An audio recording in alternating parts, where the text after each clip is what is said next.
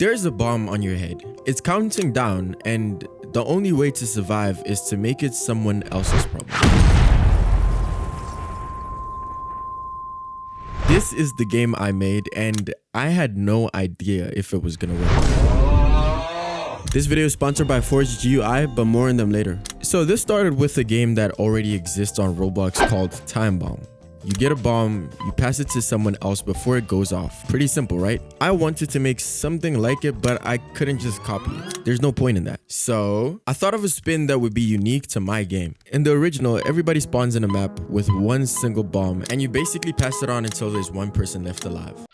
But what if the timer you spawned with was different from everyone else's? Some players would start with 30 seconds and some players with even less. And if you started with the shorter end of the stick, you would immediately become desperate to find someone to swap with. And this goes both ways. If you started with a longer timer, suddenly everybody is after you. And at that point, the only thing you could do is run for your life and hope nobody catches you. In this game I'm building, you're not passing on danger. You're stealing your safety. And that felt like an idea that might just work. So, regain my senses, had enough, I'm getting out of here. I make my way back wearing nothing but my underwear.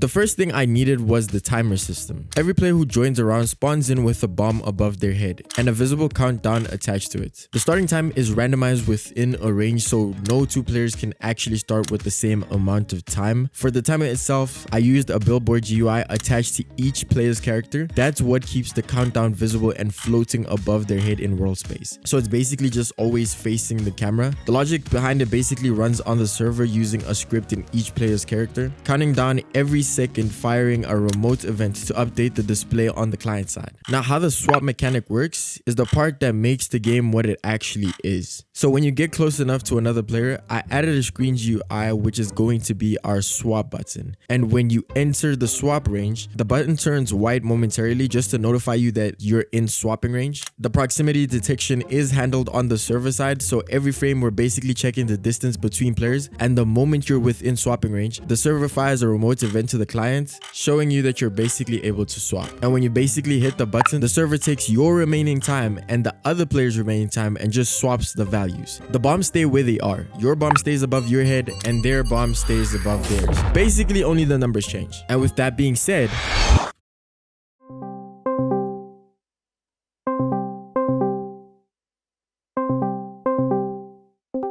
yo, What's up? can you please test my game?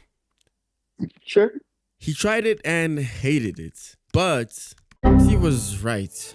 The mechanics worked, but the game had nothing around it. No real environment and no sense of place. It needed maps, proper ones, and I knew exactly who to call for that. I've got a friend who's genuinely good at building in Roblox, way better than I am. So I reached out to him and explained the game and exactly what I needed. And I basically handed everything over to him. The brief was simple, 3 maps laid out like FPS maps. I needed players to have some cover, but the maps still feel open to the point where you can kind of make out where other players are. The mechanic only works if players run into each other. And after only one day, he came back with this.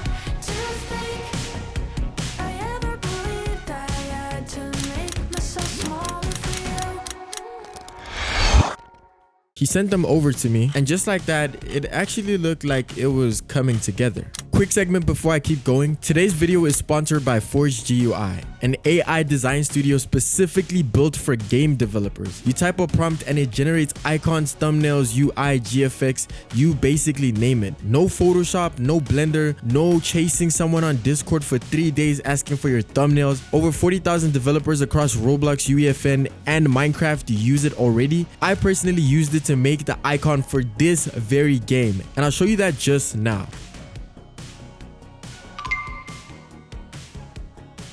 If you're spending hours on visuals that should take minutes, maybe you should try Force GUI. The link is in the description, and let's get back into the video. With the maps being sorted, I needed somewhere players could actually exist when they join the game and also between rounds if they die. So I built the lobby. The first thing I added was a group rewards chest. You walk up to it, and if you're in the Roblox group, you can claim 3 free revives. It's pretty simple. The server checks if you're a member of our game's group, and if you are, it basically gives you a reward. If not, it will prompt you to join the group before claiming your actual reward. With the chest model, I'm going to be honest.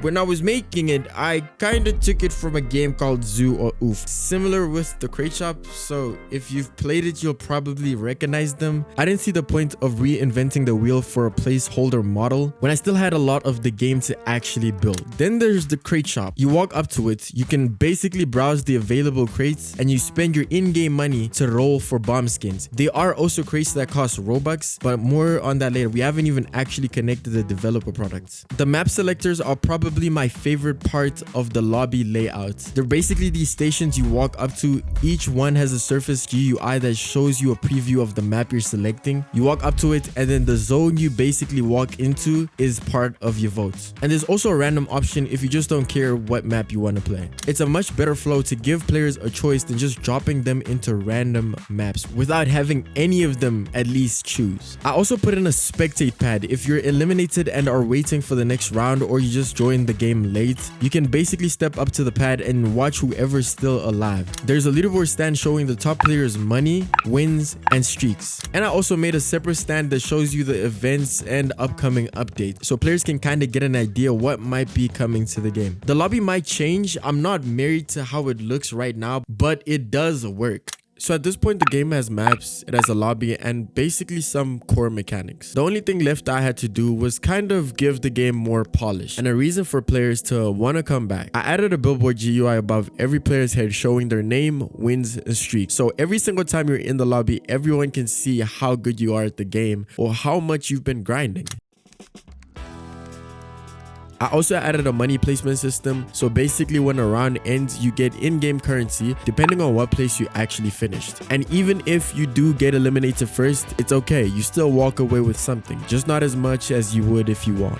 I added a backpack where you can unequip and equip some of your bomb skins. Later on, we're maybe gonna add effects. And I also added a Robux shop where you can buy revives, in-game currency, and everything you need to kind of cheat the game.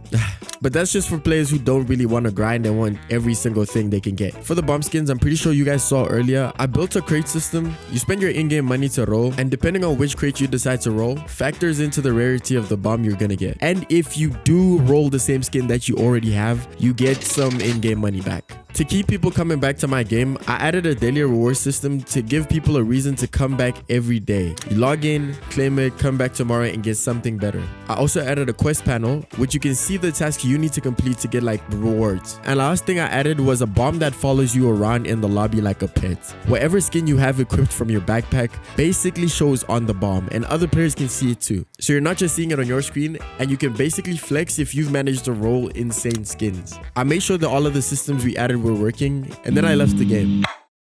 I'm sorry for cutting the devlog short. Between editing this video and working on the game, a lot has happened, which made it so that I had to release the game early. If you guys want to try it out, the link will be in the description. But one major issue I've been facing right now is that a player can see someone in swap range on their screen, press swap, but the server rejects it because the target server position is kind of slightly different due to ping and latency. So if you guys might know how to make swapping feel good, please shoot me a DM on Discord. And if you join the game's Discord, link in the description, and give some feedback on the game, I'd really appreciate it. I'm also trying to put together a small team to fix bugs and push content updates quicker. So if you're a really good Roblox VFX artist at the moment, shoot me a DM. And if you think you could provide a skill that might make the game better quicker, please shoot me a DM. And if you enjoyed the video,